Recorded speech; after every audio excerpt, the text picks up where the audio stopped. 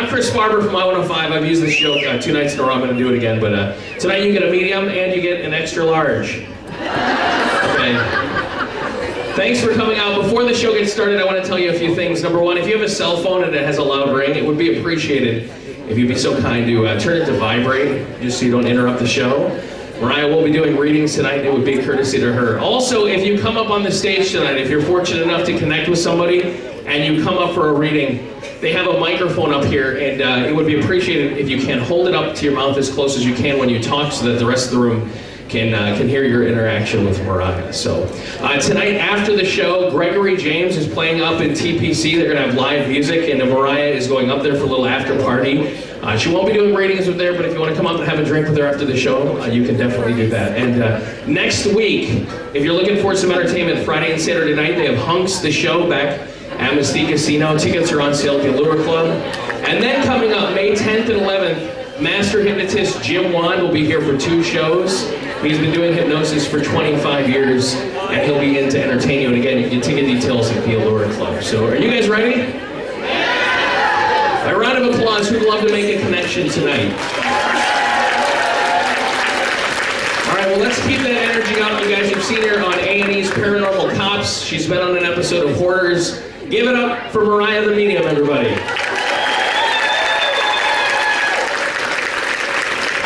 is everybody? I am so happy to see all of you. This is really exciting. Well, my name is Moriah. I am a medium, so I talk to what I like to call the living impaired, the dead people. Just sounds a little more kind. But I will take a moment and I will explain what I do, how it works, so all of you know what you may be getting yourselves into. Well, first of all, I am a medium. I'm not a psychic, so I talk to people who've died, trees, pets, plants, pretty much anything that's ever had life.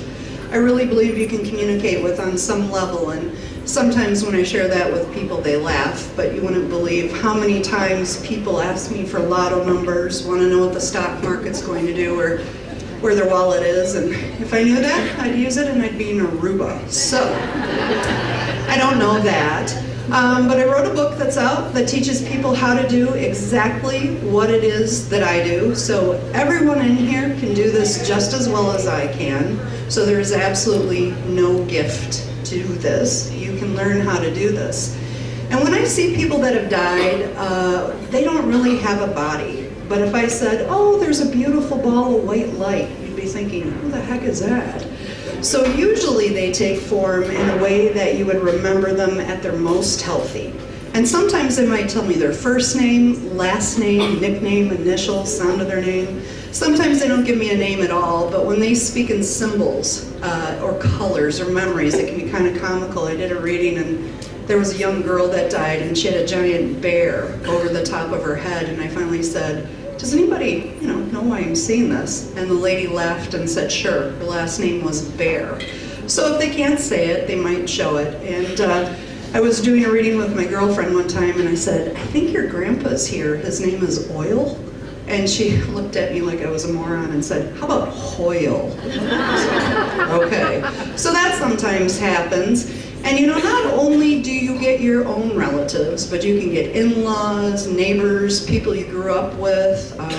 You can even get your pets. That does happen. And you have to remember that your future always looks like a bowl of spaghetti. Whatever strand you take is whatever path you pick. So absolutely nothing is written in stone. You can change anything you don't like at any time. So other than that, when I give readings, I have a tendency to look away. As my sister points out, if I don't, I stare, never blink, and she said it's creepy. So if you get up here and I look creepy, I apologize. So anyway, when I do readings, it is always positive. There isn't anything negative with that. And I think, for as many nice people as there are in this line of work, there's an equal number of opportunists out there.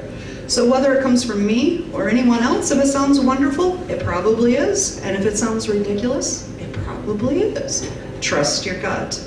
And, I think sometimes people are apprehensive because of their backgrounds or belief systems in this, but it's really not scary, because the only thing that we take with us to the other side is unconditional love. And there is absolutely positively no such thing as death. Our body may die, but our spirit is around forever. So it's like physics. Energy, never dies, it just changes form. So absolutely positively you can connect to the other side, and that's something wonderful.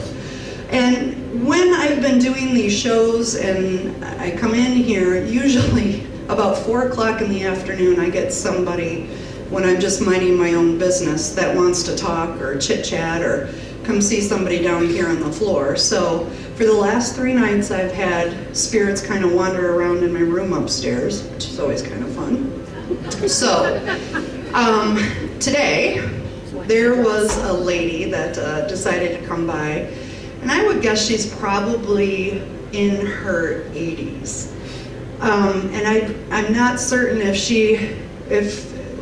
she's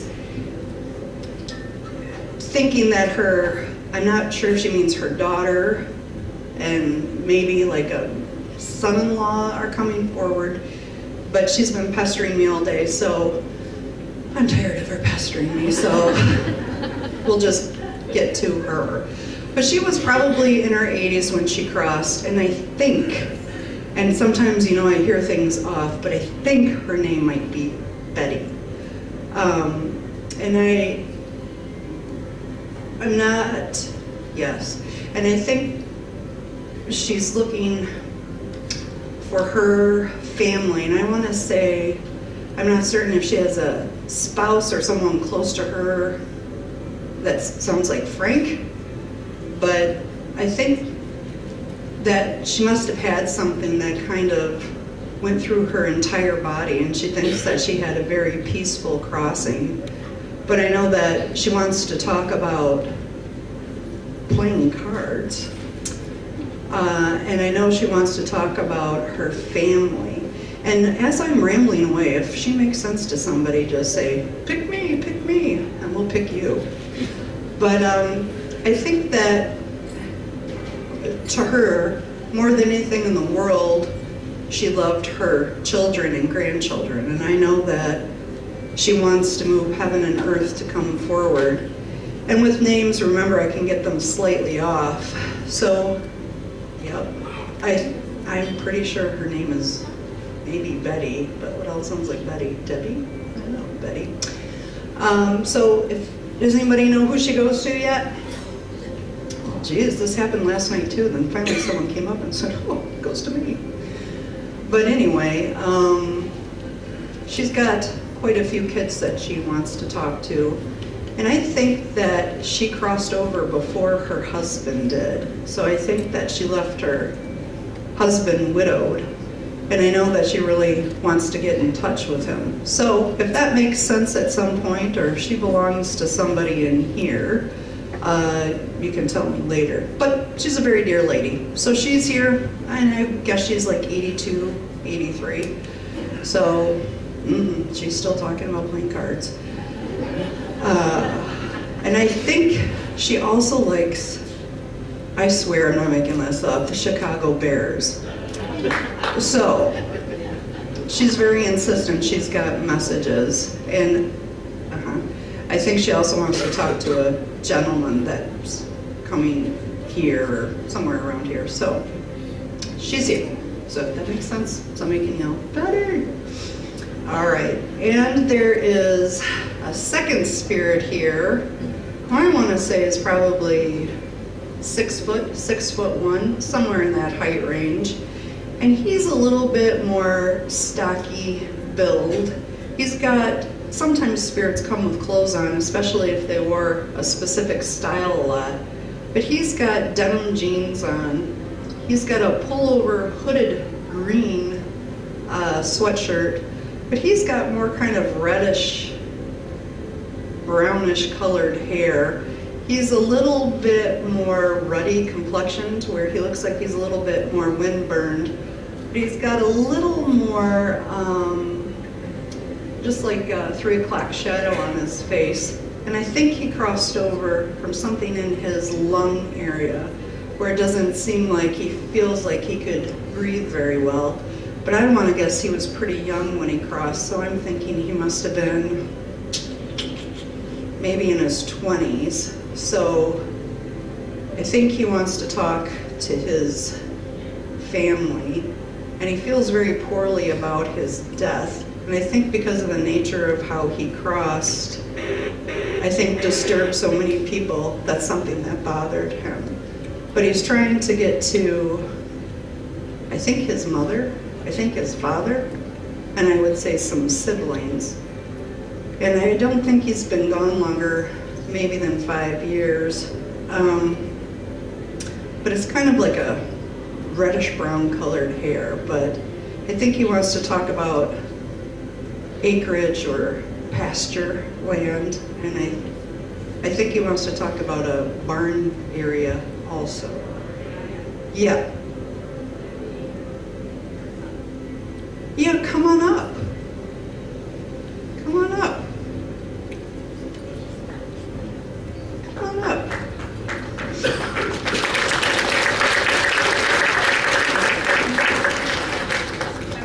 Thank you. Well, I'm not certain if you instructed him that he better come forward or told him that he didn't have a choice. Pretty much. Okay. But he feels like he's pressured into this, and he doesn't mean this disrespectfully, but he feels like you nagged him so badly that he thought he'd come forward so he didn't get in any more trouble than he's already in. Yeah. I think he's been closing and opening doors lately as he's figured out somehow to do this. And I don't know if I'm in a living room that maybe has like more of like like I think it's like got a blue colored furniture in it, and it seems like there's a quilt or something across the back of a couch, and it's a little bit more open, but it kind of looks like a more colonial kind of a room or a country kind of a room. And he shows himself standing in there absolutely screwing around with electricity, and there's no remorse for this whatsoever. So I think that there's a gentleman in there that he's trying to get his attention, but he thinks that he is very dense sometimes and doesn't always get signs. So sometimes he has to go outside to talk to him instead. But in a house, he's in a living room area, and that's something that he wants to show. And I think he feels like you've had such a hard time grieving that you feel like this is eventually going to get better. He feels like you still think that you're going to be moving ahead, but you still have this hollowness or this achiness for him. And he doesn't want you to feel guilty with having laughter or having joy or moving forward without him. And I think because of the nature of how he crossed over, he feels like you can't still get through this, or you wish you could have saved him or fixed this or made this go away. And he wants me to say that he's trying to be compassionate and understanding, but sometimes he still has to be a smartass. And he feels like if he wasn't, then you wouldn't think it would be him. He said to tell you he hates all those goofy damn pictures. And I don't know if there was something like a board of pictures for him to put together. About a dozen. Okay. But he looks at them, and you know how people stick their finger down their throat like they're trying to vomit? He's looking at him going, So he thinks you should move the shrine somewhere else. He said you could put up horse and dog pictures on the wall. People would probably appreciate it a lot more. Although he does like that one picture, his eyes are weird, so when people come in, it looks like he's staring at them at every part of the room. So he's making a crack about that. Yep.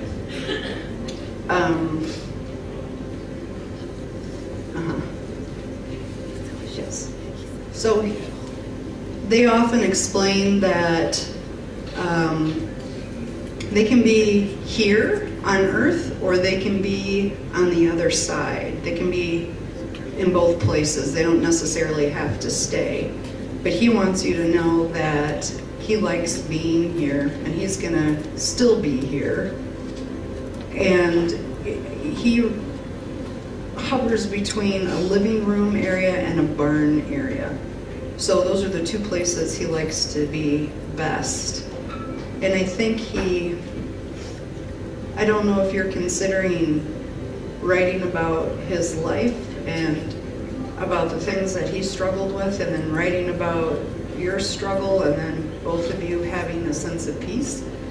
But he thinks that you gotta get a couple notebooks, and he thinks that if you tear out 20 pages and you just leave one paragraph, that's fine.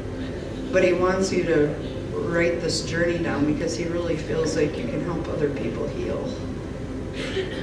And so he feels like if he guilts you into this and tells you it's a commandment, you'll have to do it. He said this is the quietest he's ever seen you in his whole life. And he's grinning that you usually have an opinion for everything. And he said if no one believes that, ask his dad. Yep. And so there's something about leaving a hook out for him and a hook out for his jacket, or something about leaving a coat hanging out for him. And I don't know if he means like in a foyer area or if he means like in a porch, but there's something about leaving a hook with a coat. And so at least if you look at that, then you'll have the visual presence that he's still here. He wants to know how's that sound? Wait. Oh, can you say that again? Oh, it's probably my sweatshirt. It has this picture and memory is on here. Okay. Aw. He said he had to prove to you, yes, Mother, I do love you. He always told me that. And he always will. And so he also likes that part of morning when the sun is coming up and when it's like that orange pinkish sun. And if you look to that, somehow he's insistent he'll send you a sign from his spirit to yours. So he wants you to know he's never further than a whisper away. And he understands that it's hard to love him when he's physically not here, but spiritually, he's here every day. He's here every day, and he wants you to know that. He gets fairly emotional, and he just wants to make certain you know that he absolutely loves you. I do. Okay, so there you go.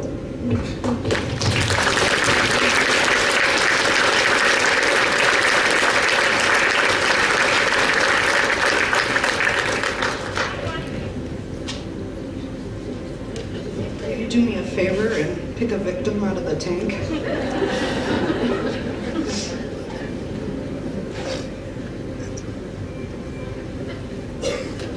Krista Larson, you won a new car. Where is Krista Larson? Oh, sure. Be good.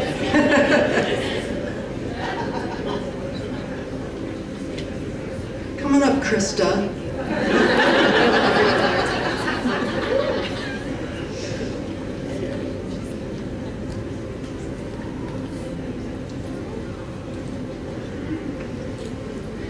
Well, there's a man behind you in a big red satin suit with a trident. I think his name is Satin. I'm just kidding. Not really. Well, my goodness. 1, 2, 3, 4, 5, 6, 7, 8, 9. You've got about 9 people with you, and I don't usually get a lot of younger people, but sometimes that happens. And there is a pretty cocky gentleman coming forward. that I think wants to give you a hard time. And this is going to sound terrible, and you probably already think I'm crazy, and that's okay, but I swear if he could bend over and moon you right now, he probably would. He, I would guess, is probably about 6 foot tall. He's a little longer in his legs. He's a little bit more squared, like in his wrists and elbow area, but he's got a little bit more squared jawline. He's a little bit rounder in his cheeks, but he's got a little bit more prominent nose, but when he smiles, his eyes get fairly narrow. And his hair is cut a little bit shorter on the top, but he has a straight line of light coming down from like his neck into his chest, abdomen, and lung area. So sometimes that can be a symbol of how they crossed over, like if there was an injury or accident in that area. And I think he feels kind of poorly about his death for some reason. And sometimes when spirits don't feel like there was a lot of control or circumstances weren't right, they feel poorly about it. So I don't think he feels his death was very easy for anyone. And I think that he feels that there was a lot of suffering as a result of that. And I know that he feels like you had to get dragged in here. But I think that he's been trying to send you messages for a while. And he really feels like you need to know what a good heart you have. And he knows that sometimes you have a tendency to push people away because you don't want to be involved in drama, or you don't want to get caught up in a lot of bullshit. But he wants you to know that as hard as things are, you can count on him to be there to help you out or to listen to you. And I don't know if you've ever thought about buying like a four-wheeler or what are those things called, ATVs. But he thinks sometimes if you're outside in wide open spaces by yourself, that's where you do your best thinking, when nobody's on your back kind of riding you like Seabiscuit. So he wants you to make sure that if you need to get your adrenaline full, you go out there and do that. And I don't understand that. Yep.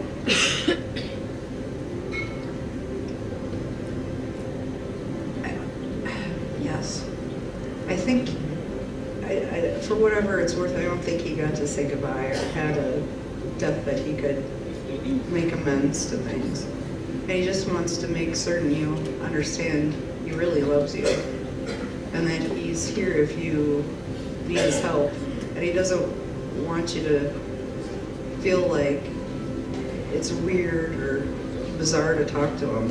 He thinks it was that way even when he was here on Earth. So he doesn't think there's any difference now.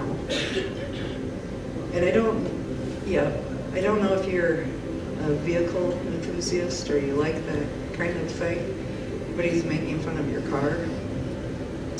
And I don't know if it's like you need something better or you need something that better suits your personality. The car is junk. But he feels like you can't get your groove on if you're driving in that. And he's also saying, like, if you have 20 paper bags wadded up into balls with like paper cups and, you know, receipts everywhere, that's not exactly enticing either. And a what? I don't know about that stuff. God. One of those big trucks with those engines that make loud noises. I don't know. What are those called? Hemi things? Help me out here. One of those, like those. Who's a truck person? Look at those Ford F-150 doohickey things. There's some part of you trying to stuff so much stuff in your current car that like you run out of space right away, and I don't know if you really like transport things sticking out of your window, sticking out of the trunk. I just went to Home Depot today and I have a Chevy Impala, and I bought a 10-foot piece of PVC.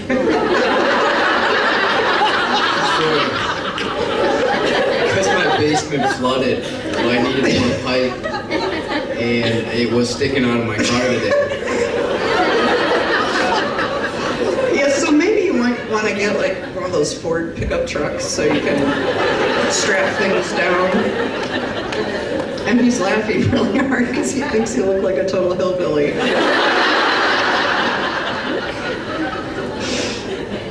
And he's grinning ear to ear. He wants to know if you're sick of him yet. Never. He said, now that is not the answer he thought he was going to hear. And there's some crack where he's telling you to also get a pair of suspenders for your pants when you're doing jobs.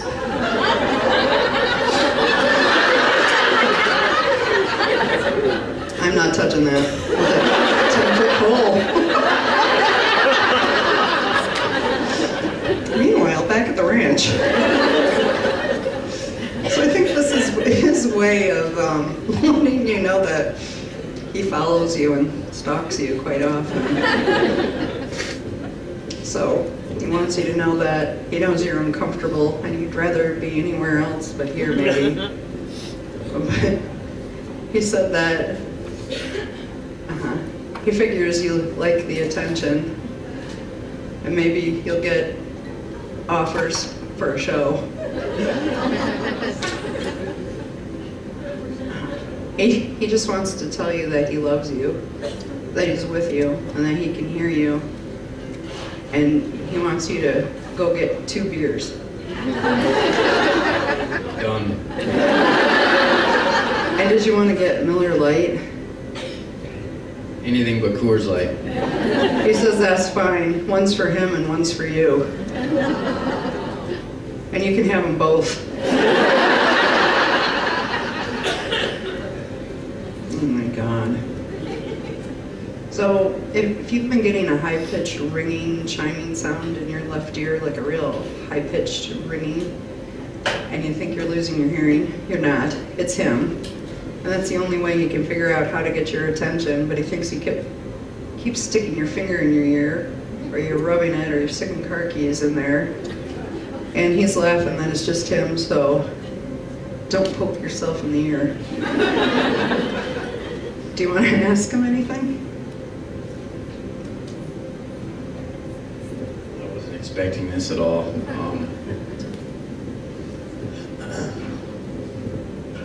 Sounds like who she's talking about is my best friend. He was killed in a car accident. He broke his neck.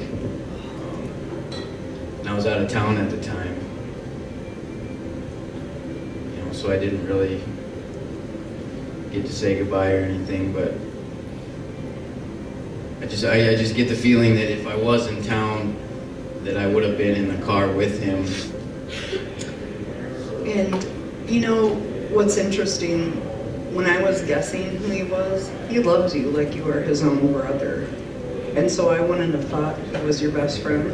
I would have thought he was your brother. Because he absolutely loves you with the same love that you love family with. And I think he thinks that the best thing for you is not to be in town. And so he doesn't regret that one day. This way you have to put up with wondering if he's watching you in the bathroom. And he said, ask him about it. He thinks about it all the time. And he's showing you with a towel, like. And then he showed himself over you going. So, I hope that makes you feel more comfortable.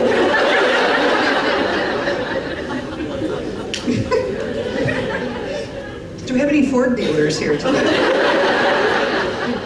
Thought I'd try to help you out. So there you go.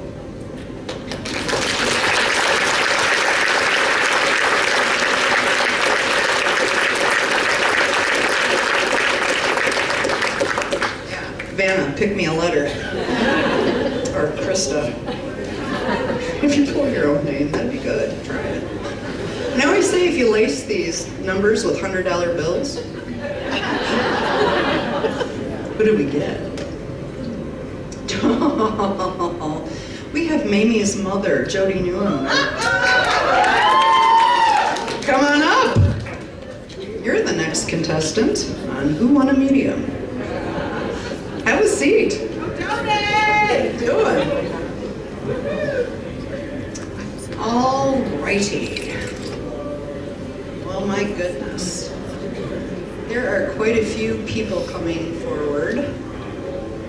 And sometimes what happens is that we will want to talk to a spirit and we want them to communicate with whoever comes on stage, but sometimes you get people that are antsy that want to talk to someone that you're related to. So there are a bunch of people coming forward, and don't take it personally because, you know, there are people that want to talk to you there. But there is a little,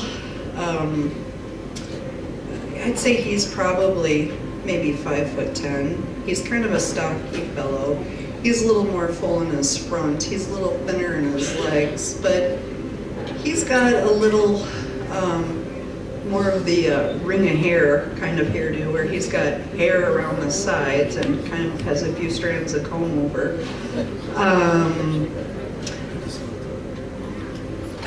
But I think he wants to talk to your dad. That's my dad's dad. Okay. That's Al. All right. So he doesn't want to hurt your feelings, but he has messages for him. Where was he Thursday?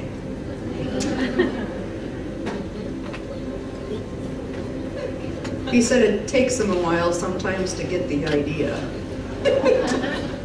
So he feels like when your dad complains that he doesn't want to go on a vacation and it takes too much money and people spend too much money on dinner and drinks, he understands that he was trained to be a miser and spend money on things that are important, and he understands that he's the pot calling the kettle black. But he thinks that your dad has said he's retired about 5 to 6 times in his life and never quite made it. So I think he wants him also to listen to your mother when she says she wants to go somewhere, and quit telling her he's not going and he's not leaving and he's got too much to do. He hopes you can send those messages forward and quit telling him to be an old stick in the mud. And he thinks that he wants to apologize to him because he doesn't feel when he was here that he was very emotional. Like he feels like sometimes he ran away from his feelings sometimes. And he wants to say he's sorry to your dad for not making sure that he knew he loved him or that he was proud of him. And I think that he feels like your dad's always had the weight or burden on his shoulders that he wasn't loved properly. And he gets very emotional about this because I think he feels it was kind of his way or the highway when he was here. And he feels like he was kind of a tough as nails kind of a fellow. But he hopes that you can help him. I will do so. And does any of that make any sense to you? Yep. Do you want to explain what parts do? I don't know which way to go. And you don't have to if you don't want to. Grandpa was, they were farmers, and my dad always came down every day after work and would help them and stuff. And so, like, you know, they had a lot of kids, but he still would always come down and do everything he could. But it's been, when he left, he didn't show emotion. He was an emotional man. So he was a sweetheart, though. I loved him. And when he died, I went to see him and everything, you know, because he was in the hospital. I would go at night.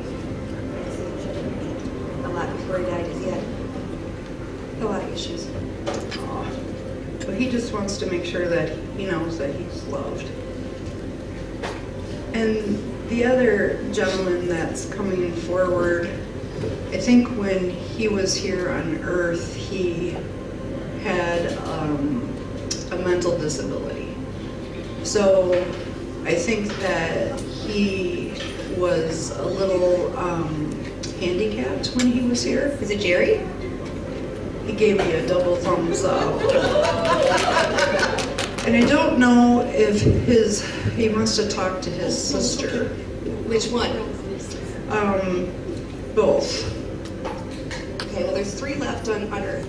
But are there 2 here? No, they have tons of nieces. Okay, because he's got messages for 2. And he's kind of a very dear, sweet gentleman. And when he comes forward, he wants to like put you around his arms and squeeze you really tightly. And it's almost like one of those hugs where you get your breath taken away. Yeah, that's right. And you guys can come up here on stage because he's got messages up the wazoo if you want to come up. Come on up. No, really, come on. It's okay. I don't bite, but she probably does. Oh, heck yeah. And I don't know if she's had her shots yet, so. So you guys can share the mic. See, look. Oh, you can talk. Go ahead. Our uncle we're talking about, he was handicapped and crippled. Oh. So he had a rough life. He spent his life in a red wagon. We lived in a neighborhood of 9 houses, and he would push himself in this red wagon up and down all the time. Okay. Jerry. And he wants to give you the squeezy hug that takes the air out of your lungs too. And I think that he feels, and no offense to the adults in your family, but he feels like the kids were always his favorite because they would talk to him and play with him and not be upset. And he doesn't think he ever got tired of playing with anyone. And I think he feels that this is something that makes him very happy. And I think he's going to start with you over here. I think he really feels that you have always had a tenderness in your heart for people that have had difficulties, and he wants to tell you he thinks you have a heart of gold. But sometimes saying no is a good thing. And he thinks you get yourself into way too many situations. I've been married 3 times, and I've been divorced. I can't say no. We're looking for number 4. Number 4. He's got me pinpointed perfectly. And I think that he's just basically kindly trying to tell you that you just have to remember that. No. No. That's my favorite word from now on. No. And he just patted your cheek just like that. I felt it too. Aww. And I think that he was going to talk to you next. He's a little worried that sometimes when you have too much to drink, you get a little emotional and loud. And he worries that sometimes you cry too easily. And he knows that you get hurt feelings, but you can always tell people that you're not listening to them and just walk away. And I think somehow at whatever you do for a living or wherever you work, he thinks you need to walk outside twice a day and just take a breath of fresh air.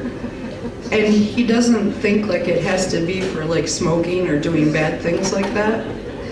And he just wants to make sure that you know that he comes with you. Now, sometimes spirits, when they take form, look like little sparkles of white light or blue light. And he wants you to know that that's how he visits you. And I don't know if he had a disease when he was younger that had something to do with vitamins or vitamin deficiencies. Yes.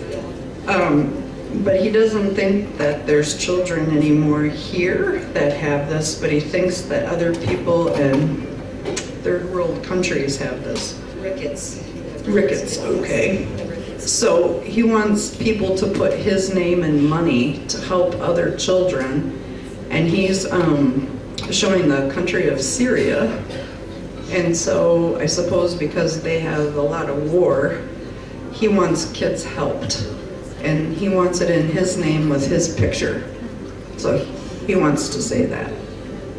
And I don't know why you always get to be guilted in the family to follow through with things that nobody else does, but he thinks if he tells you to do it, you will. We have 8 kids, and they tell me I was adopted. Nobody knows I fell out of a tree. My mom keeps telling me my whole life, so I'm the oddball out of the 8 kids.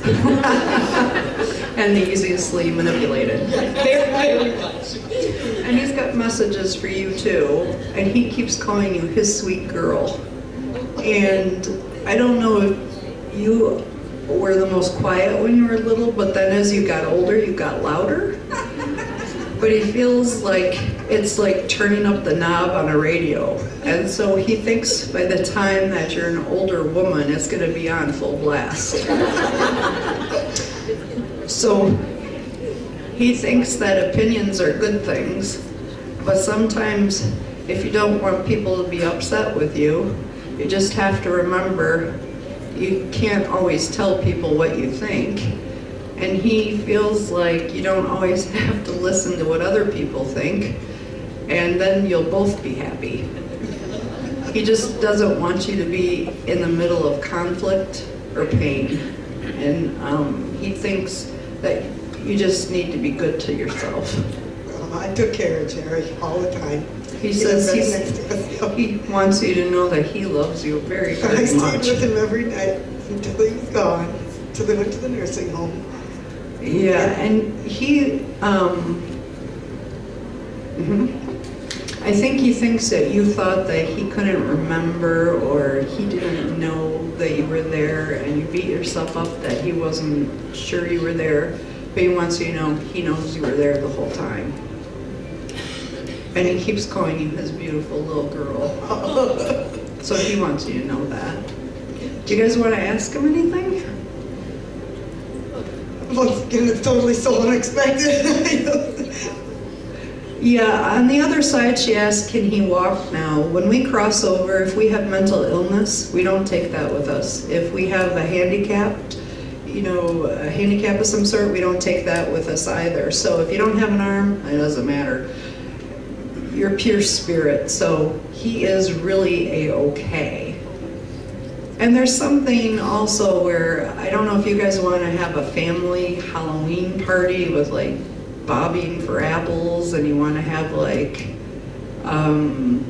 card games and family, but he wants it to be outside, and it seems like it's in a country area. And I don't know, but I think he wants you to have it at your house. Oh, you gotta give her the... I have the holidays all the time, so yeah, well, that'll work. And I'm not certain why it has to be Halloween, but there's bobbing apples and there's like taffy apples and candy and people in costumes. I would think that he feels like that's something because he wants all the kids to be entertained. He wants all the kids to be happy, but he really doesn't care about the adults. Oh, he was, well, he still is. So there you go, girls. Thank you, sweetheart.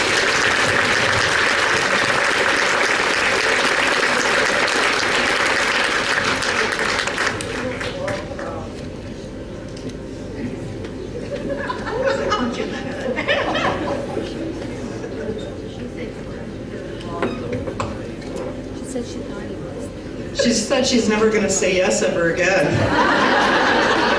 We'll see about that next month. Well, I'm going to, you can, yeah, absolutely. We'll do that. And we'll, yeah, no, go ahead.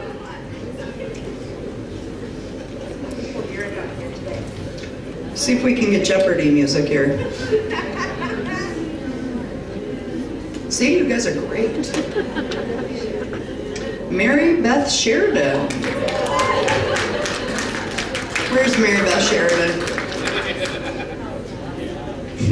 She ran out the door.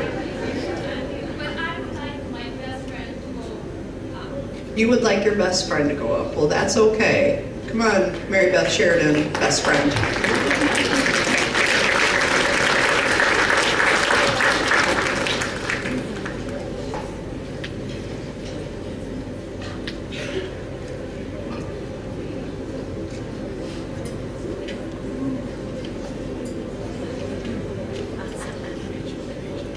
Well, come up. Come have a seat.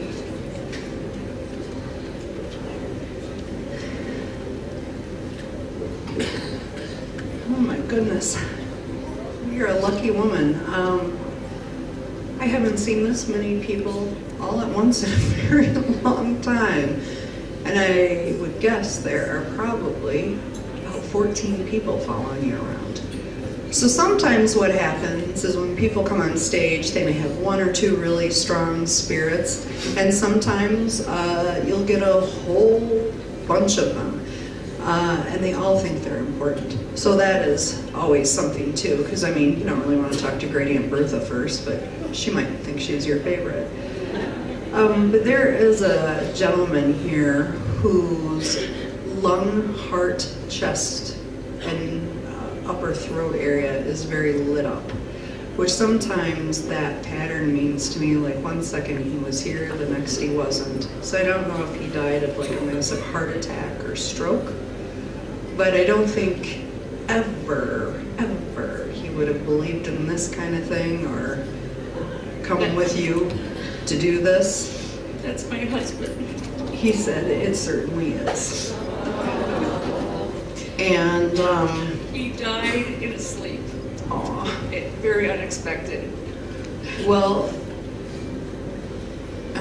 despite him not liking to be with crowds. Yeah, I'm surprised he's here. He always called them group gropes. Yeah. Well, he decided to show up to the group room tonight. Just remember, say no.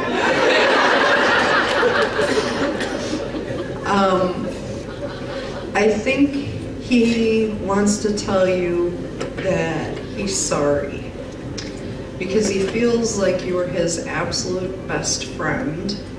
You were his absolute companion, and he feels like since he died, so did you. And he doesn't know how to help you put your life back together without a sense of guilt that you should have known, or you should have been up, or you should have sensed this or had this idea. And he also feels like he wishes he would have done a better job at telling you how much he appreciated everything. And while he was probably all bark and no bite, he feels like you ran the whole house and did everything, but he kind of pretended he did. So I think he feels he would have been lost without you. And he feels like sometimes you still feel like you're lost without him. And I think the hardest part for him is for you around 9:30 at night. And I don't know if that's where you're still talking to him or trying to have a conversation with him and talking to his picture sometimes. I always tell him good night before I go to bed. Oh, well, he evidently hears you. And so sometimes when spirits come forward, they can feel like a cold energy, or they can feel a little more dense.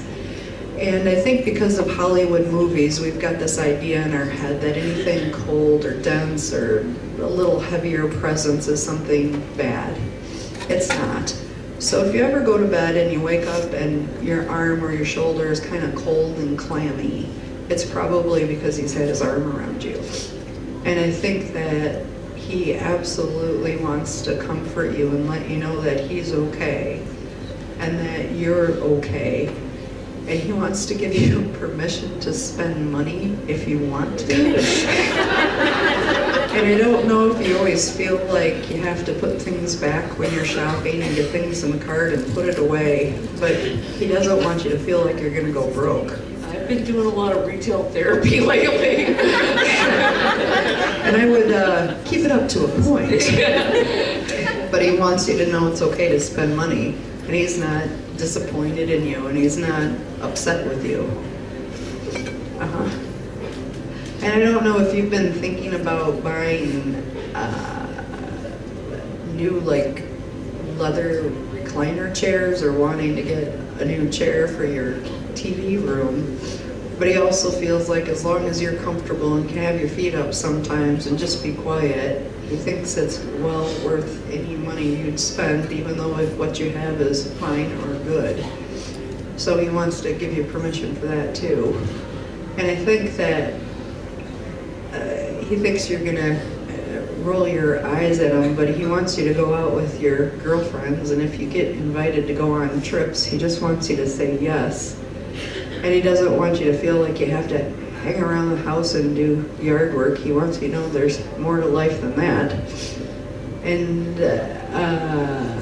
yeah, okay, I gotcha. And if you get invited to something that's like a musical venue or a concert or something with music, he's also wanting you to go. And he just wants to let you know you can't get rid of him. Good, good. Do you want to ask him anything?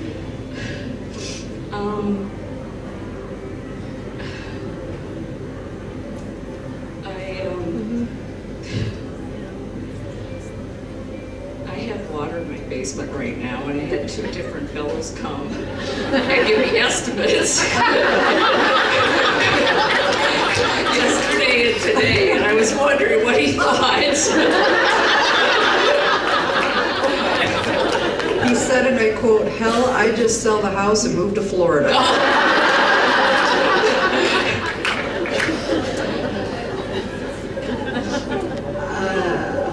It sounds like he's saying something that sounds like Larry or Jerry or Harry. It's something with a airy sound in it, and it seems to be one of your girlfriend's spouses. And I think he thinks he has a good head on his shoulders and knows what to do. But I want to say, he's talking about someone obviously still here. But it sounds like Harry or Larry or Jerry, and I'm not certain, but I think he feels like he's probably, I'd say he's about 66, 67-ish, somewhere in that age range. Yeah, he had a trap shooting buddy named Jerry. He's named Jerry. Okay, so maybe, you know, he thinks that you can get the price down. And he doesn't want you to take whatever it is that they're saying, and he wants you to kind of say, well, so-and-so told me they do it for this, why aren't you doing it for this? Even though so-and-so didn't tell you that. And he knows you don't like to haggle for anything, so that's why he's telling you to look for outside hagglers. He says it'll be just fine. And he's still doing his best to let you know that he loves you with all his heart, and to prove that he had to come out with all these people. And no offense to you people, but he wants you to know he's right here whenever you need him. Okay? Thank you. You're welcome.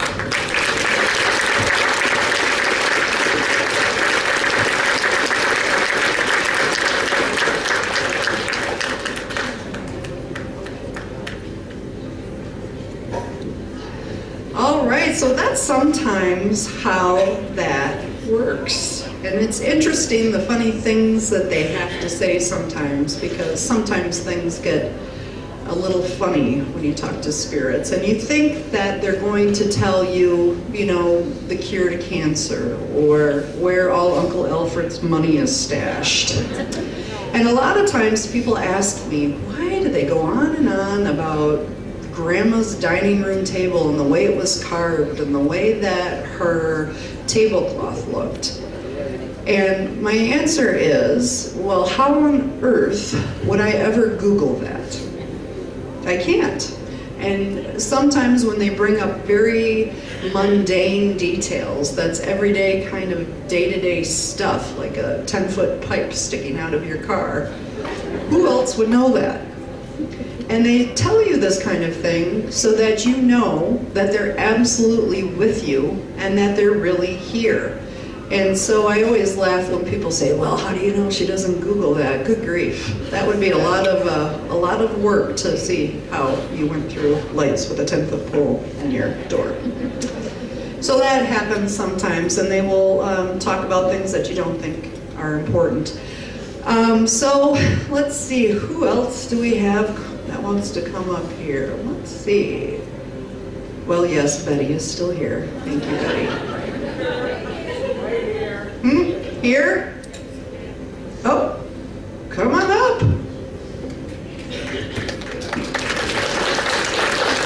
Well, geez, I was going to move on to Betty.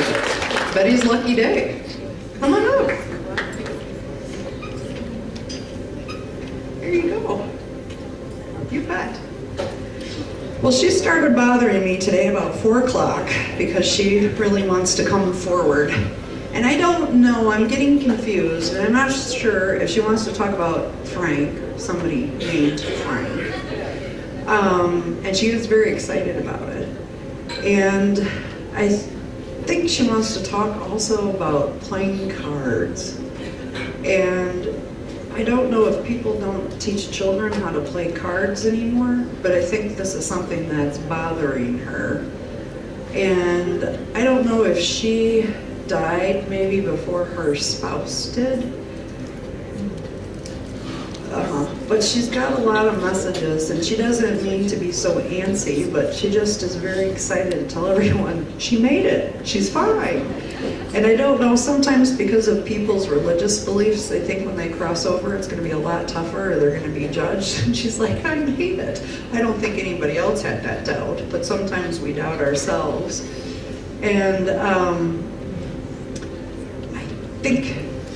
I don't know if she's saying like Sue or Susan or something that sounds like Susie or something like that. But there's also another person she wants to talk to, and she's just so excited to see everybody. She can't help herself. So I don't know if this is making any sense to you so far. Frank's my grandpa, he's still living. And they played cards all the time, since I've known him. Oh, your grandpa's Frank? Yeah. And do you know who Betty is then? That's my grandma. Oh, that's your grandma? Yeah. Okay. I don't know if she could be a little bossy sometimes, or a little forward when she made up her mind she was going to do something, but I think...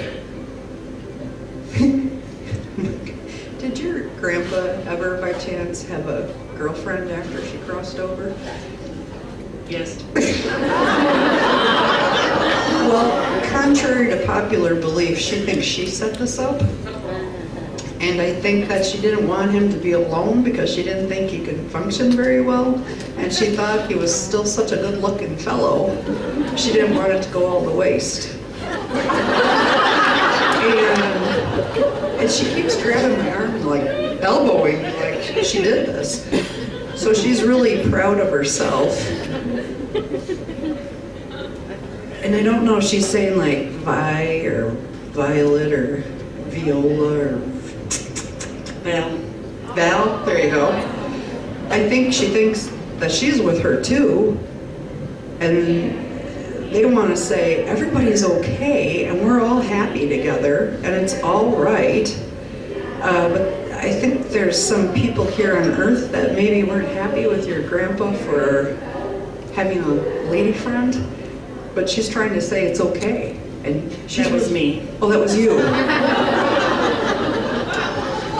Where's the exit? Okay. Well, she wants you to let it go, and she wants you to know that it's all right. She just didn't want him to be beside himself with grief anymore. She didn't want him to be distraught, and she wanted him to have someone to have lunch with. And I don't know if he's living somewhere that's like a retirement place, or if he just needs to have friends and needs to be busy. But she didn't want him to be bogged down with grief. she didn't want him to be abandoned with heartache. And she said that she loved him more than anything in the world, and that's why when she crossed, she didn't want him to be miserable or beside himself. So she hopes that you can forgive her, but she was doing it because she loved him. And she doesn't want you to be mad at her. I'm not mad at her. She wants you to know that she doesn't want you to be mad at him either. And she wants you to know it's okay to forgive him. And she doesn't want you to be upset, but she likes you in pink clothes. And it's cotton candy pink. Okay. And she thinks that's your best color because it highlights your cheeks and it makes you look happier.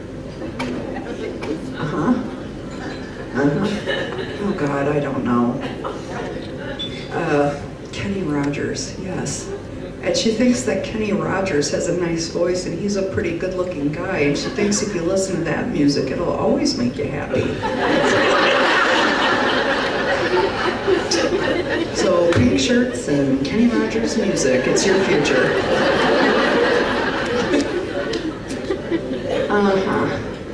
But there's lots of babies here on Earth that she knows about since her crossing, and she visits everybody.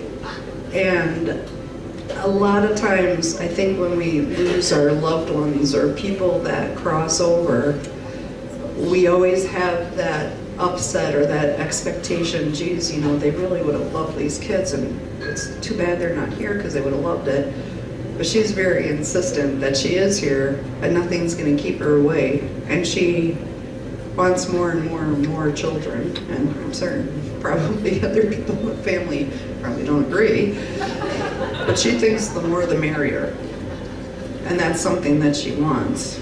And do you know who Sue or Susan or Susie is? I have no idea.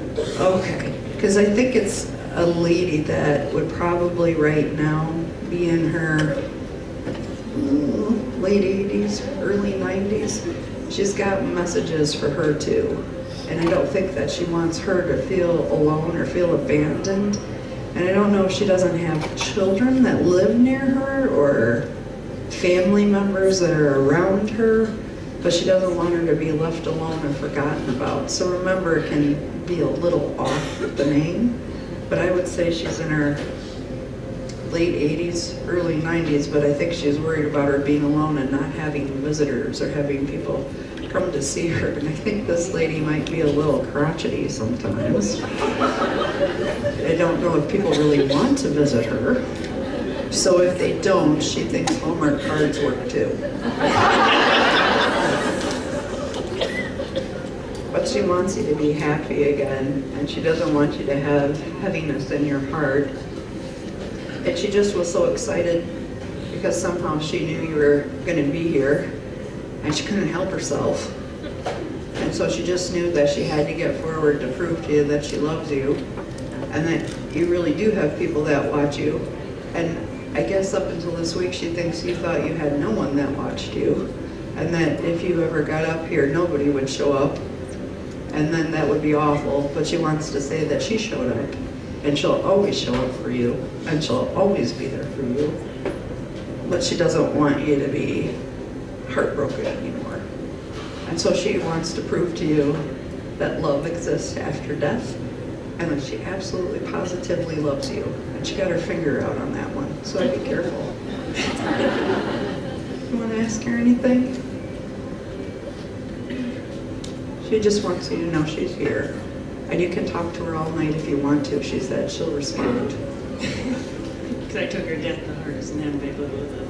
What was that? I haven't been able to go to the cemetery since she died. She's not particularly fond of cemeteries. If people go there, she'll follow them. But I think she'd much rather be in your car with you when you're driving. Because that's where you do all your good thinking. And so if you talk to her in the car, she'll always answer you. Okay, there you go.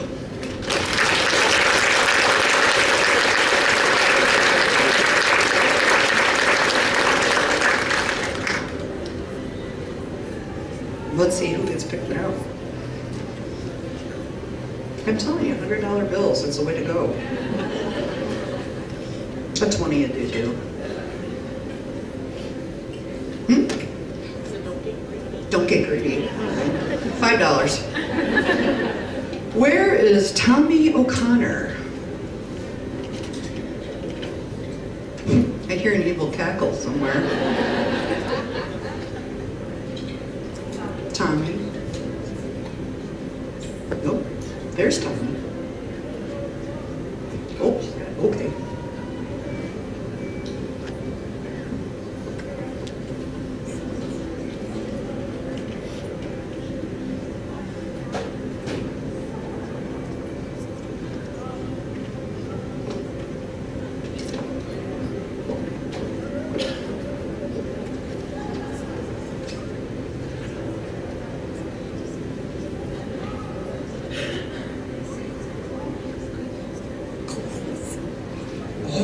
Her husband, or your husband put his name on here, but he's not, he left somewhere.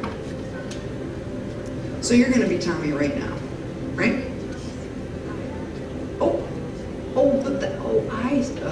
Okay.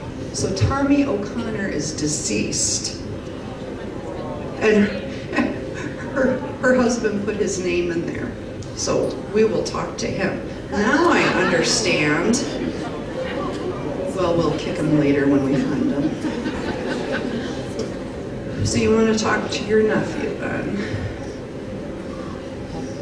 Well, he's there, but I hate to tell you, there is a little blue-eyed lady that's about 5 foot tall that says she gets to talk first. And I would guess that she has kind of salt and pepper colored hair. And remember when people used to roll their hair with the pink curlers? She's got that kind of looped look, but she is a little more rounded. She's got pretty light colored skin, but you can like see the veins in the top of her hands.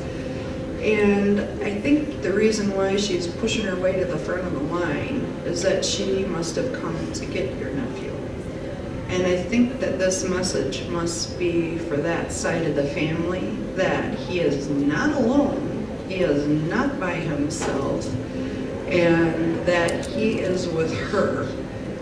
And I think that she's a very dear lady, but my goodness, it makes me feel like I want to sit up straight and not argue with her and go to church. I mean she's just very bossy. So she just wants to make certain that everybody understands that she has him with her and that he's okay. Now I don't know if there's still a lot of questions about his crossing or his death and that things haven't been sorted out or solved. But it seems like there's still active grieving, and it seems like there's still a lot of uncertainty. And this is what he's most concerned about. And there's something that's a symbol of like a legal scales of justice, which sometimes can be legal work, something having to be gone through. And I don't know if there's a lot of paperwork involved with this and a lot of dragging things out or things being prolonged, but it's something that I would guess that he wants to address. And he keeps looking down because he thinks that he left so many people behind.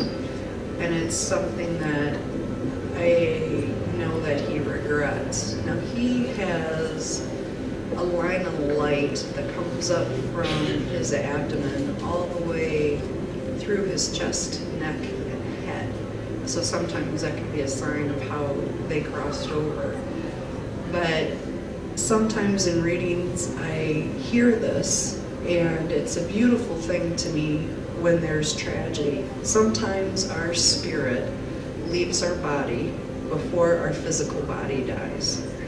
And so this very insistent lady scooped him out and took him to the other side before his physical body died. So they're both trying to come forward to say that he wasn't in pain, he wasn't afraid, and I don't think he really had a reality of what was happening. So that's something that he's trying to give people a sense of peace with.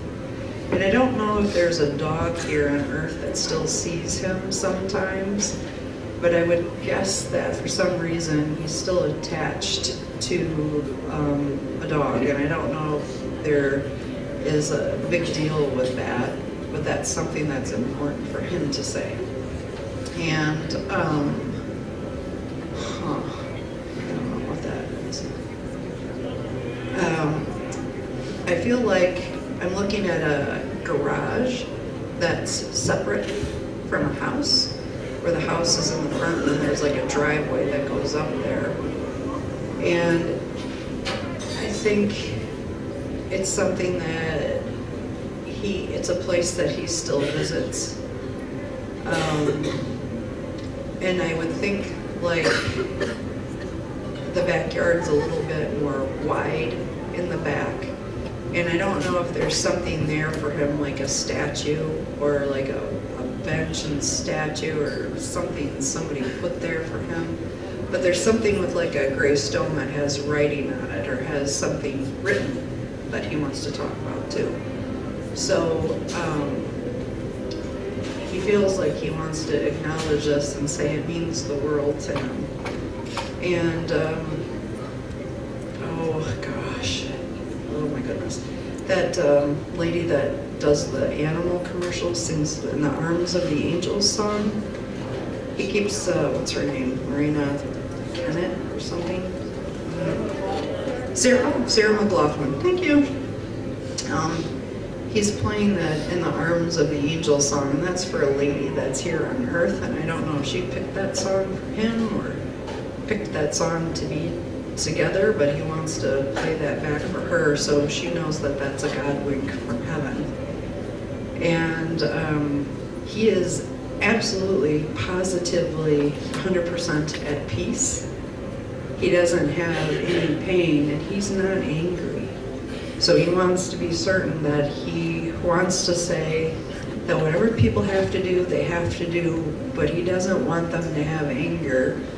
He doesn't want them to have anxiety attacks and be miserable. He wants to make this better.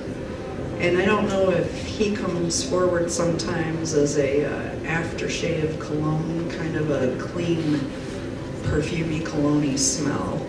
But if people smell a very distinct scent or fragrance that reminds them of him, I would say that's his spirit manifesting. And a lot of times spirits can manifest as a scent or a smell. And he's doing that.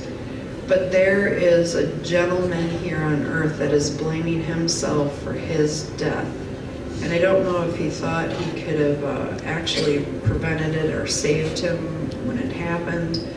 But I think he feels like he's gotten so angry and turned so inward that he's become kind of a hermit and doesn't want to talk to people and doesn't want to talk about it. And he gets mad if people bring it up. He's literally here on Earth wrapped around him like a spring coil, trying to help him heal. And he feels like for some reason that he'll actually believe this, which he would never think that he would, but he wants him to know that he's here with him and he understands this.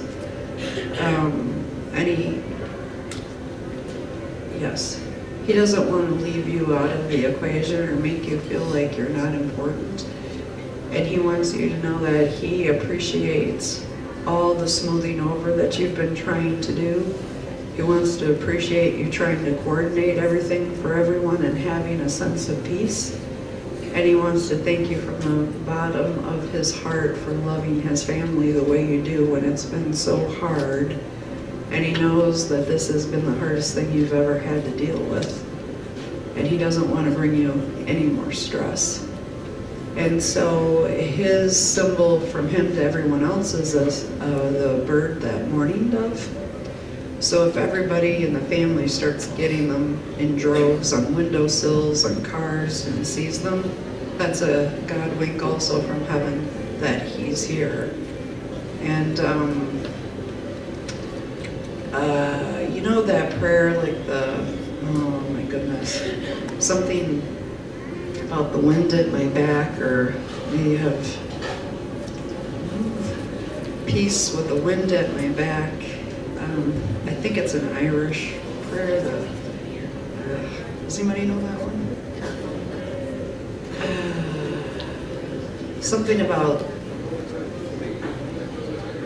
Yeah, could somebody hand him a microphone? Because I wish I knew this, but I don't. And it's important to him because he thinks it's on a card, and he thinks it has his name on it. May the road rise up to meet you and the wind always be at your back. Yes, sir. You got it. He gave you a thumbs up and said thank you.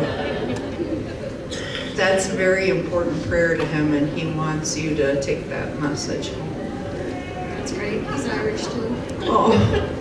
Do you want to explain if any of this makes sense to you, or how to put this together? It's very interesting because my husband, I don't even know where he's at. He's not in here right now. I don't see him, but he put his name on the card, thinking if it was supposed to happen, it was supposed to happen, and obviously it has. So that's really awesome. I can't believe this is happening. That is true. Just all the things that you said. He died in a car accident, and we didn't have a lot of unanswered questions and stuff, and so there's a lot of things that he said that's come through, so I appreciate it. Thank you. And he just wants you to take those messages with you so that they hear them. And all of these shows are being recorded, and I have a website called MoriahTheMedium.com, and the links from the shows will be up. So if you email his family members those links, they'll be able to hear exactly what he said. And so he just wants to say thank him again. Thank you. You bet.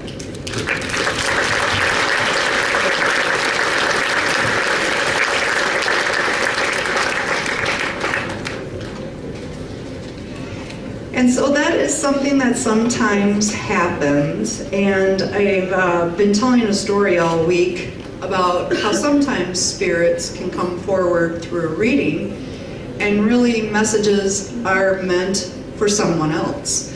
I used to work on this television show on A&E called Paranormal Cops. Did anybody ever see that show?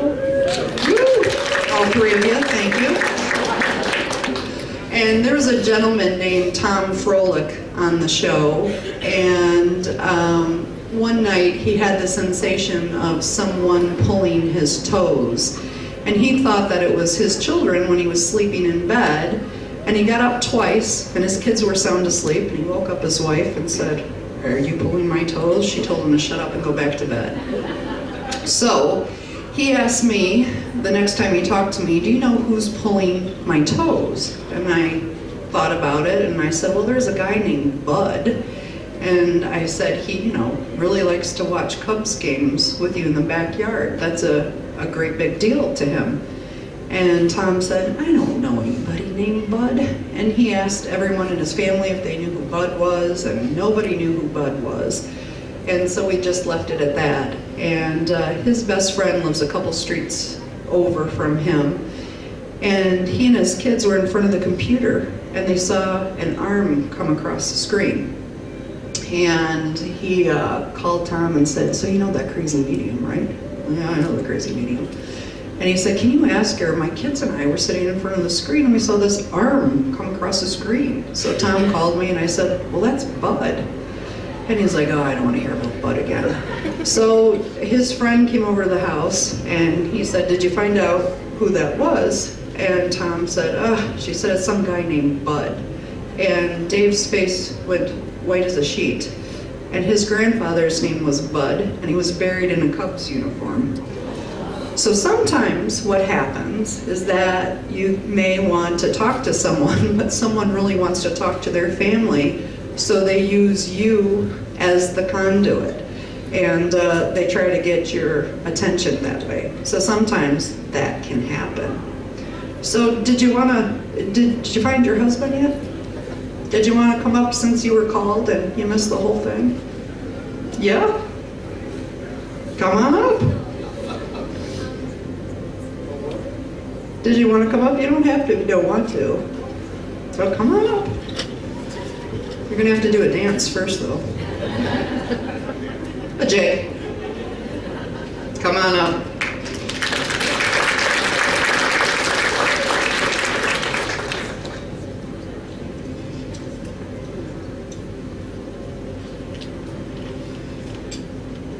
Here you go. And here's your card. That's the one you put in, right? Yeah, you think so? Okay. Well, he came forward to talk to you, but there was a very insistent lady who pushed her way first. And I would say she was probably about 5 foot tall. She kind of has a little bit more kind of gray blue eyes, but her skin is a little bit more white, and you can see like her veins standing up in her hands. And she was very, very insistent to say that she is with him and she came to get him. So I'll give you the quick recap. She said that when he died, she came forward to take his spirit from his body before his body physically crossed. And he wanted to say that he didn't suffer any pain, he didn't feel anything, and he wasn't afraid. And there's something there where he was talking about paperwork and some kind of long drawn out process. And he was talking about a gentleman here on earth that has a lot of anger that needs to be healed. And he feels like there's so much pain, he's doing his best to help the healing process take place. And he mentioned a specific poem about the wind at your back. We just heard it. But anyway, he mentioned that, and I know that he's trying to come forward, and he feels like there's so much heartache here. He doesn't know what to do, but he said since you called him, he decided to come over, and he's making fun of you for not being here when he showed up. So he's got a really good sense of humor, and it's a little more dry humor, but I think he wants you to know that he is not in any pain, he is not suffering, and it's really okay. And he just feels like there's so many unanswered questions. He wants to really give people a sense of closure. He wants to give people a sense of peace. And he just, he wants to say it's okay. And he has a straight line of light that kind of lights up his midsection, his torso, head, neck, throat area. And I just understand him very clearly that he didn't want anyone to think that he suffered. So he really wants you to send the messages where they need to go. Do you want to ask him anything? It's kind of hard. That's okay, you don't have to. But I think he feels like he needed to know that he's really real, he's really here, and he was going to get to you whether you wanted him to or not. And I think he thinks you were afraid that he was going to come over.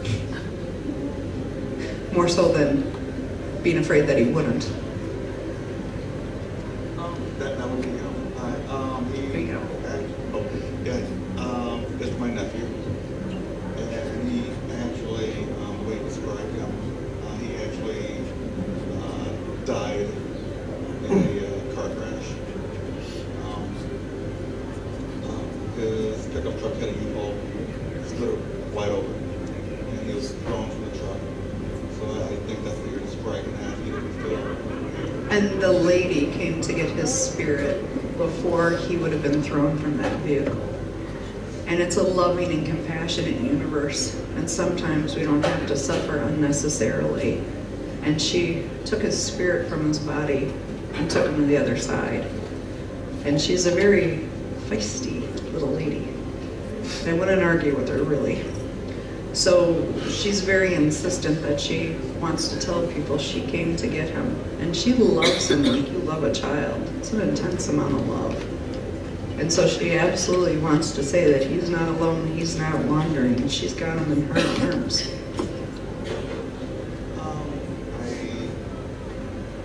I'm not sure who that was. Well, actually, the feisty person who maybe described it would be my grandmother. And that's the way she was. Was she a little more religious too? Really not really religious in the aspect. She was actually Native American. Mm-hmm. So not really Christianity. She was Sure. Christian. last days of life, but she was very feisty. Actually took a 22 rifle to my dad. So, yes. Remember why to say no.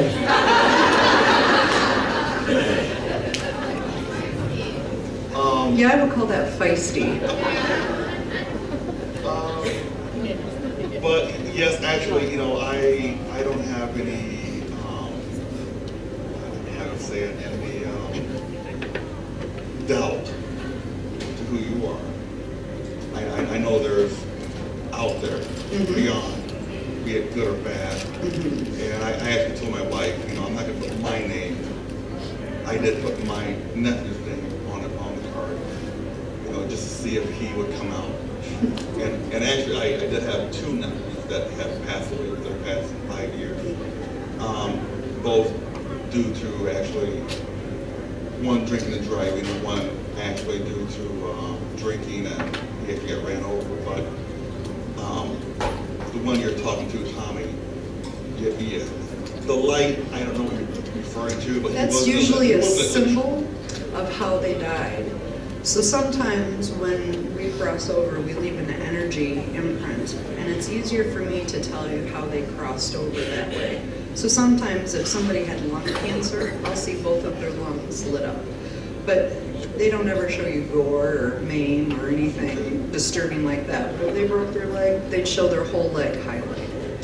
So it's just a reference point to show them what they crossed over from. So it seems like he had neck, head, and chest trauma. Okay. He was thrown from the truck and hit a tree, I believe. But he was also an electrician as well. So I don't know if that was a light as well. But yeah, no, this would just be a description of what helped him to cross over. So I think he's just very insistent that he's here, and that he's willing to talk to anyone who wants to hear him. And so he's giving you a heads up. Be careful in bed tonight, any ground. So if you get someone at the foot of your bed, I guess talk to them, or put your pillow over your head, one or the other. But he wants you to know, and I know that he must have been kind of a joker, because he keeps grinning at you and telling you to watch out. So be aware. I think he's going to get you good. So here you go.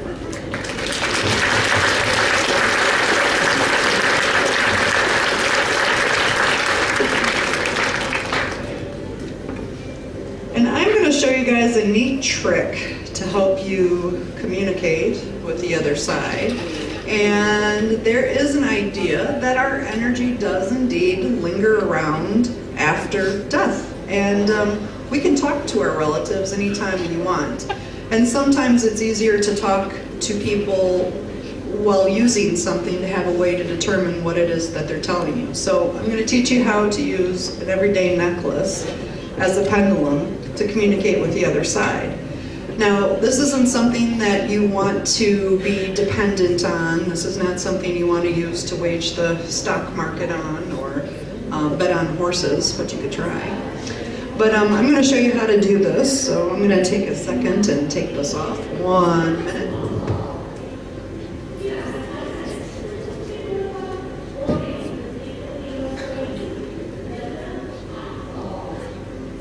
Sounds like someone's missing their flight.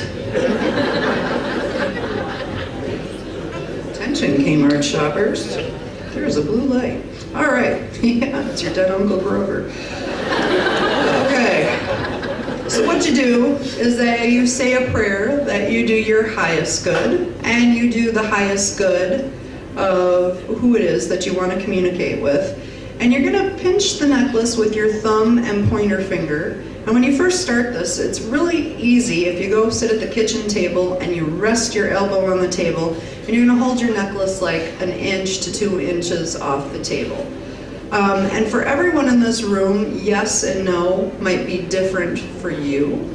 And so for me, I always say, show me yes. And generally what happens when I do that is I get like a great big swinging circle. So I know that would be yes, and that's really pronounced.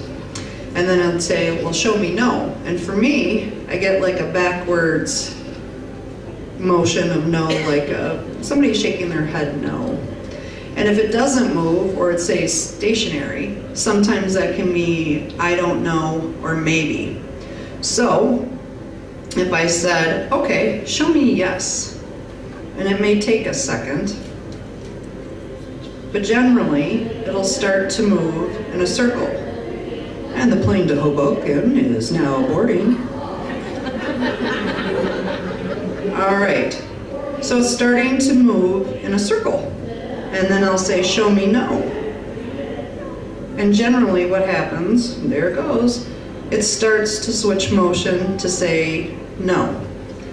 So I use this sometimes when I lose my car keys and my cell phone. I don't care, my relatives know I have ADD, it's all good. So you can walk around the house and say, okay, is Uncle Fred's $100 million right here? No. You can use it for that, but I suggest that you use it to talk to your loved ones on the other side. So if you want to talk to someone you're missing, you can say, are you here with me? And they will answer you. And you can say things like, are you upset with anyone? And if it says yes, you can say, you know, who or why. But generally they won't ever do that. So just be aware that you can use any necklace that you have, and you just have to make certain that the charm at the bottom isn't too heavy so you can have movement. But if you want to try this out with your family or your friends, it's a game the whole family can play. You would write down 5 questions to ask someone in the family that's crossed over. Then you can have your siblings or your friends all ask the same question. And you guys can do it at separate places, separate times, and then measure up the answers and see how many of them are similar. So it's a really neat thing to do when you're looking for someone that's missing also, or you're trying to find a place to live. You can hold this over a map and you could say, where would the best place be for me to relocate? And you can go street by street till it starts to circle in a great big yes. But one time, you know, I was working with a police officer to find a missing person. I brought this out and taught him how to do that too. And it's great because if you're just twirling a necklace around, other people just think you're fidgeting. And you know, you don't want anybody to think you're crazy walking around with a swinging necklace. So that's just one trick that you can use to communicate with the other side. So, now that you know that, because I would absolutely positively love to give every single person in this room a reading tonight, because I absolutely love and adore my job, and I love helping people find tools to heal. But it's not possible to give everyone a reading, so I want you to know that if you want to go home and try that, you absolutely can. And you can always ask people on the other side to send you messages. So imagine if tomorrow you are all crossed over and you're all in heaven, you're beautiful, pure spirit, but you no longer have a body, you no longer have a human form, and you no longer have a way of communicating with a mouth or a voice box. How on earth do you suppose you are going to get the attention of your family and friends? So I think sometimes it's really important to figure out what you're going to do to your family to get their attention.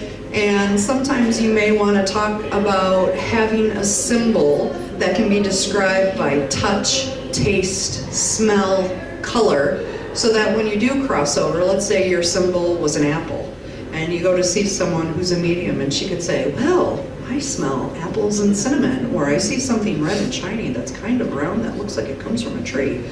You would know to say, oh, that's our code word.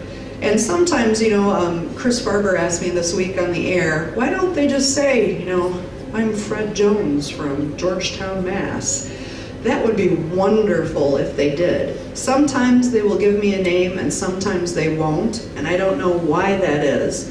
But I think because the only thing that exists after death is love, they kind of forget about things like names. And if it's something tangible and easy, I think it's easier for them to come forward with that.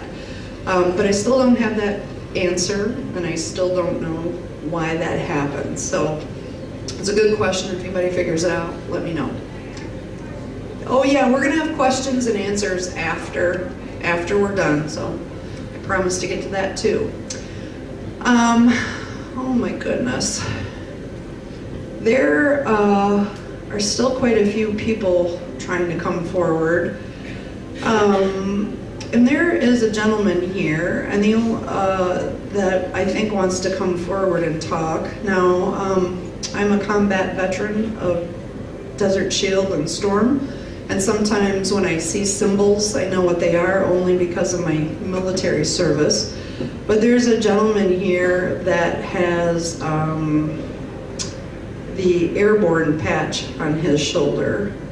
And I think he must have been maybe in the light horse division. And I know that his service was very important to him. And I don't know if after he served, he ended up having an issue with alcohol. And I think that he feels poorly about how he treated people. But I think he never got over things that he experienced or things that he witnessed. And I know that he has a lot of apologies. And it seems like even years after he left the service never left him. So I think he feels, yes, he really wants to come forward and he wants to apologize. And I think he feels very badly about his behavior. And I think that sometimes he feels like he couldn't function properly. And I know he wants to get to his family, but I would say he ended up having a hard time crossing over when he died. It seems like he was in his body, then out of his body, in and out, and I think he could hear people, but he couldn't answer anyone. And I think it was kind of a anguishing process for people to watch him cross over. And I don't know if he had a son he also wants to talk to, but it seems like he wants to make contact with his family. So I don't know if anybody knows who he belongs to, but I know he's really trying to come forward. But my guess is, I would think that he probably was Korea or Vietnam era. So I don't know if that clears it up for anybody. Okay, come on up. Yeah, I still can't hear you for the air traffic controllers, but come on up.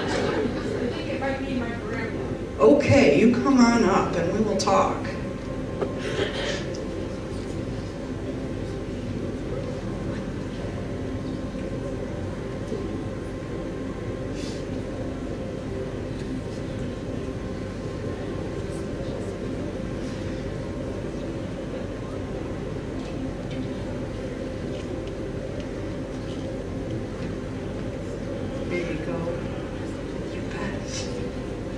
I have a very special place for veterans in my heart. They mean more to me than anything. So first of all, I want to thank you for his service. He's very, very tearful when he comes forward because I think he had a genuinely beautiful heart.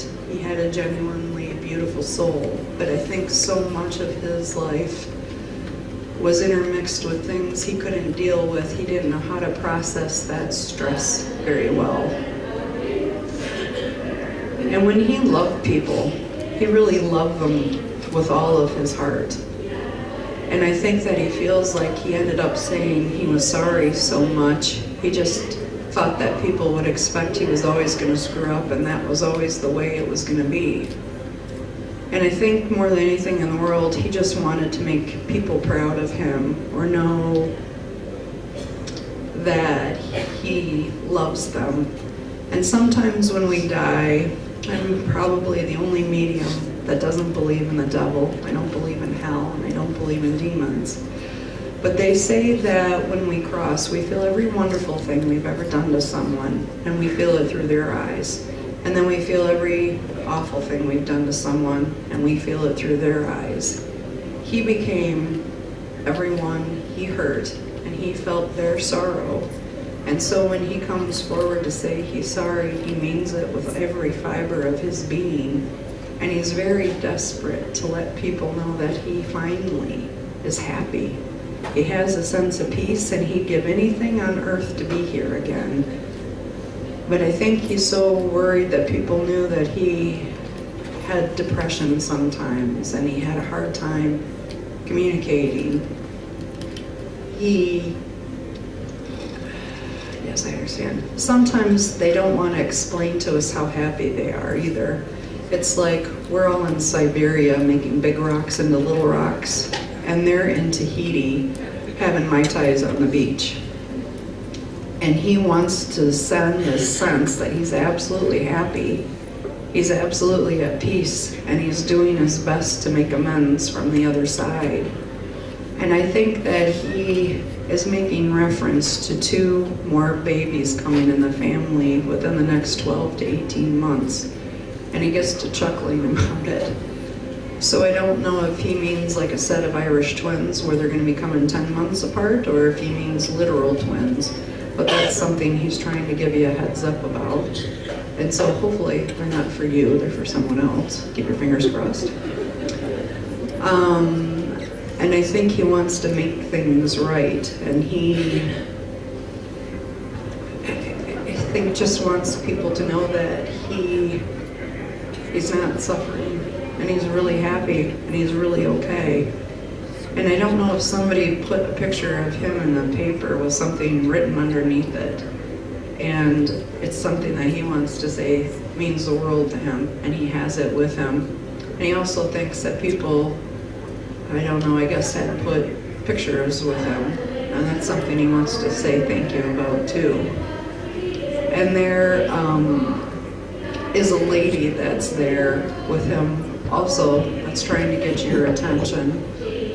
And I don't know if she had heart issues or had something wrong with like the left area of her heart lung area. But I think she feels that she crossed over too soon. And I think she also feels that she misses quite a few people here on Earth. But there's 4 people here altogether that she actively watches. And so she loves you like you love a child. It's a very intense amount of love. And sometimes spirits think that we have conversations with them, or we're talking to them when we're thinking about them, because the vibration is the same. But she doesn't think you and she have ever lost contact with one another. And so she feels like she's with you on a daily basis. And so she wants to talk to you as well. And it's kind of funny because rather than one let the other one get a word in, they just get progressively louder. So they kind of talk over the top of one another. But I think it seems like it's a fairly familiar kind of thing. So neither one is apologizing for it. And I don't know if you want to ask anybody any questions. But I think there's a gentleman here on Earth that he wants to say he's sorry to, and he wants them to know that he loves them. But it's a very intense amount of love that he's sending. And I don't know if he had problems visiting him when he was in the dying phase and couldn't watch him cross over and just couldn't watch him wither away. But he wants to tell him that he understands that and he doesn't fault anybody. So I don't know if people weren't able to be with him when he crossed over, but he says it's okay and he's not angry. And it just seems like around December, January, February of 2014, oh, are we in 13? Yes, 13. So the end of 2013, beginning of 2014, there's some present from the other side coming for you that's wrapped in abundance, unconditional love, and it's something I think that you wanted with all your heart for a very long time, and he's very insistent that they're sending it to you. So they can be a little wonky with time, because there's no such thing as linear time on the other side. They all think they saw you yesterday. They all think they're going to see you tomorrow, and they forget there's like a 60-year gap there. So if they say December, maybe it's January, maybe November, but sometime in that time period, do know that there's some amazing things coming for you. And that's one way he's going to prove that everything is going to be okay. So just know that they're sending you nothing but unconditional love. And then I think for the first time, you guys can maybe have healing that you've needed for a while.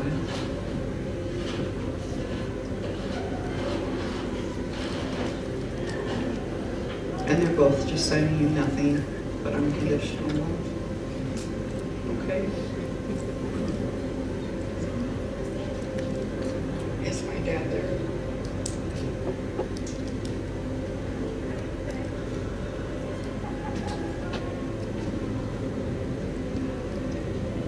I don't know if your dad was kind of a joker sometimes, or has to make like cracks. Yeah, but he's showing himself in someone's house laying on a couch with his feet crossed, and his arms are behind his head. And it seems like he wants to show himself like reclined, and I don't know if he's just listening to TV with his eyes closed, but there's some joke about being stuck in the living room or being stuck in the living room, so he figures he'll just be there. And I don't know what the humor is about taking it easy or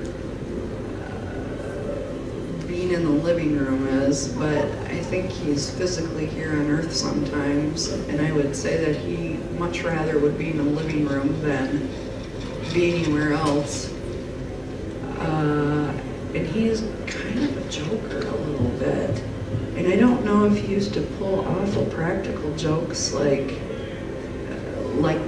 where he'd like to startle people and scare people and laugh about it later, but I think that he's doing the best he can to get your goat or to get you going, and it just seems like if he could get you worked up or agitate you, he'd probably be happy with that.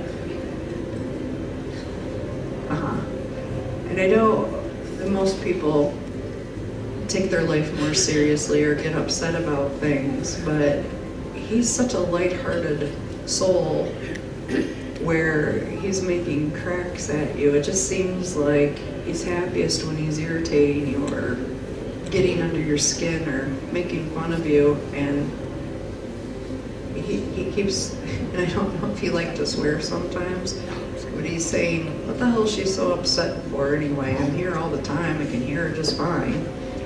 And he wants to make sure you understand that there's a difference between being dead and deaf.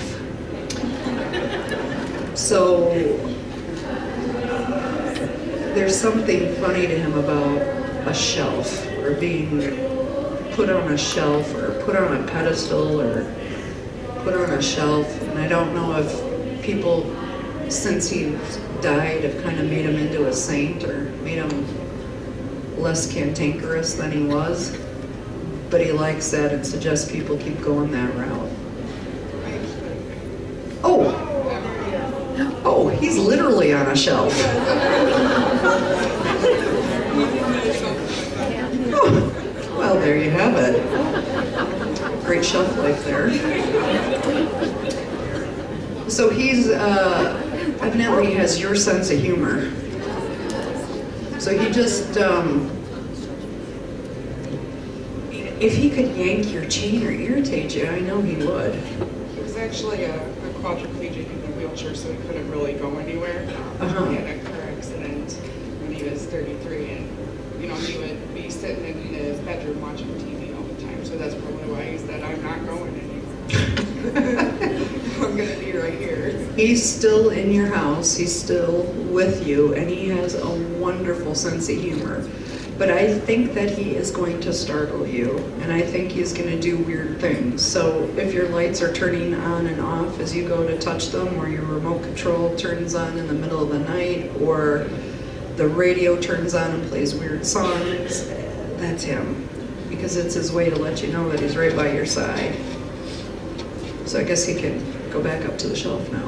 And he didn't have a crazy sense of humor. He'd always used to, when me and my sisters would walk by in his bedroom, he's like, "Oh my God, you're not going to wear that out, are you?" So we're like, "What's wrong with it?" He's like, "If that's what you want to wear." So he'd make you wonder if he was serious or not. So you're looking down to see if you look like an idiot all day long. Yeah, so we'd go back and change our clothes right before we get ready to walk. Well, just be aware, you've got some beautiful people up there that absolutely love you and love your family, and you guys are protected more than you know, and they're really all there for you. So you are not alone at all. Okay. Okay? Mm-hmm. All right. Thank you.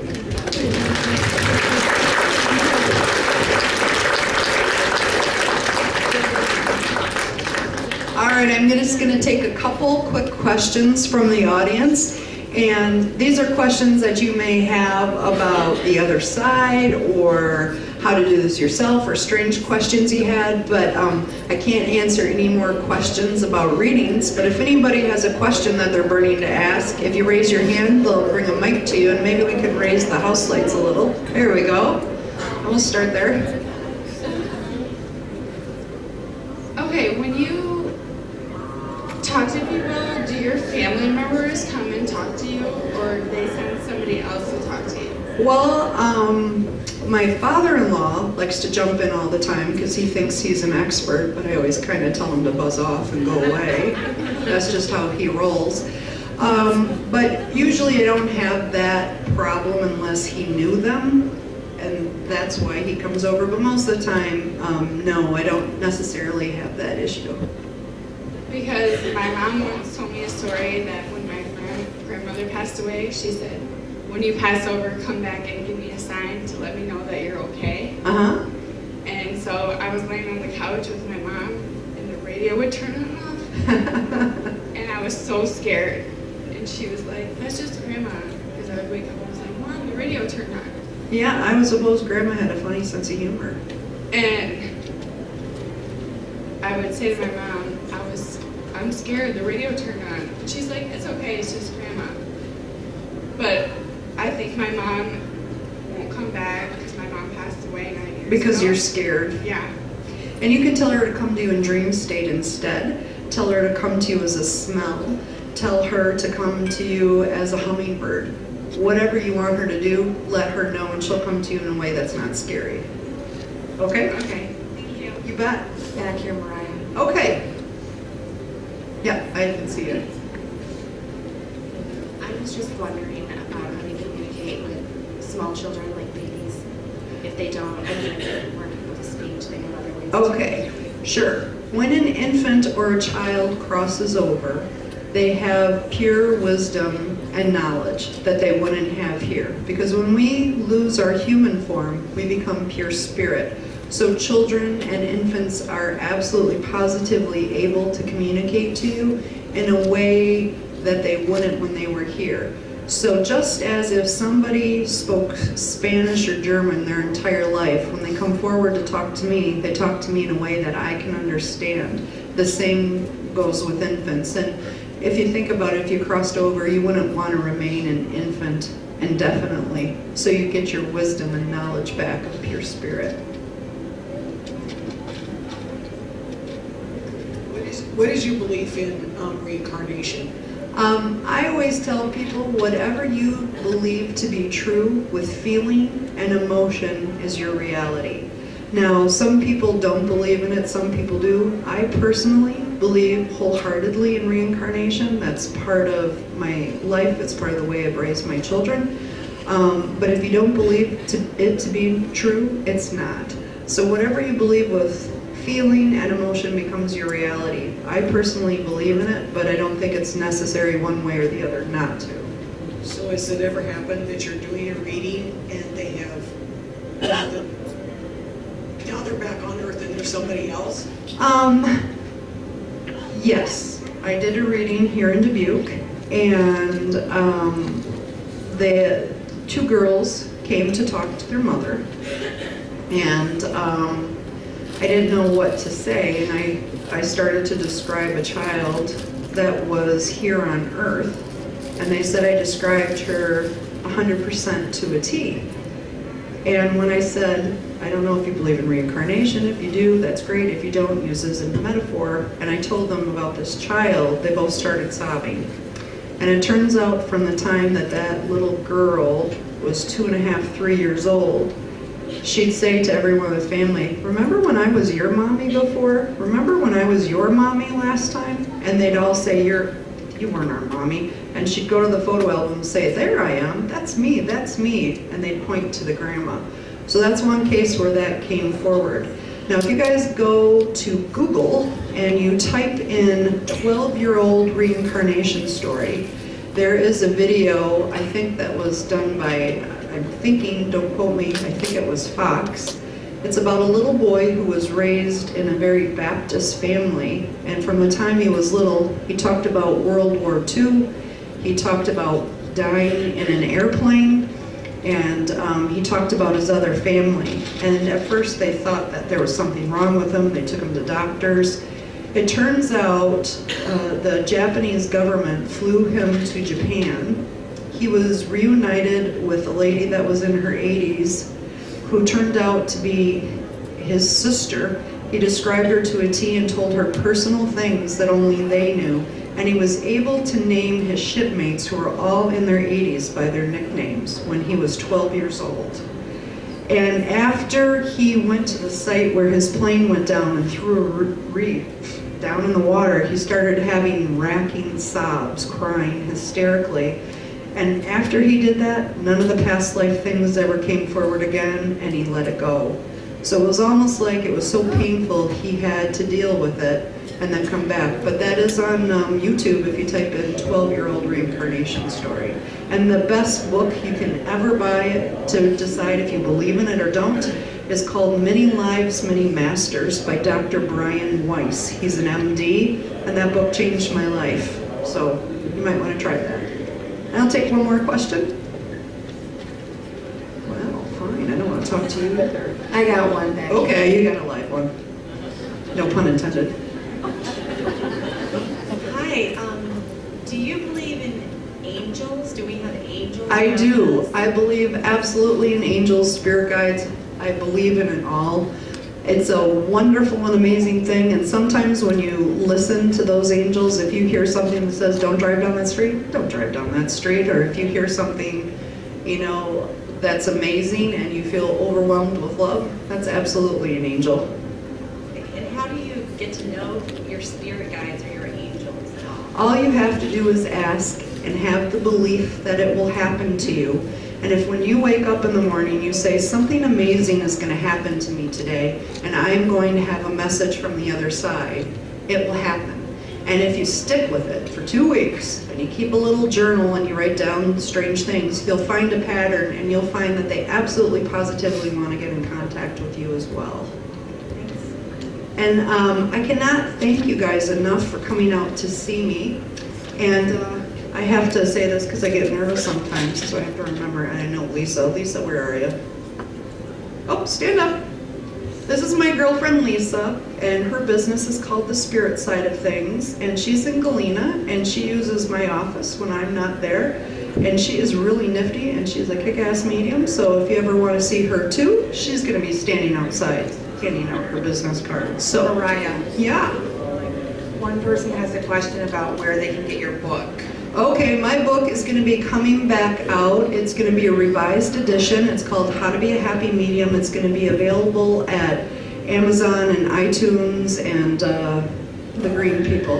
Android, thank you, for download. And I've updated it to include a chapter about children and things of that nature. It really does sell for $14.95. There's Yahoo selling online for $300. Don't waste your money. Wait for the update. But that'll be coming out. And I also have a class on June 1st in Galena, which I've got to get up on the website, which will be at Stony Creek, and I'll be teaching with my friend Dr. Joyce Serbeck Harris. She is a Native American Cherokee healer. She's a wonderful woman and a fantastic artist, and we're going to be teaching people how to do what I do all day long. So if you're interested, you can go to MoriahTheMedium.com. But I'm going to go up and listen to the great music, and if you guys want to come up there and have a drink with me, please come on up. And also, I just really want to thank you from the bottom of my heart for supporting me, coming forward to see me, and all my love from me to you, and have a wonderful night, and thank you so very much.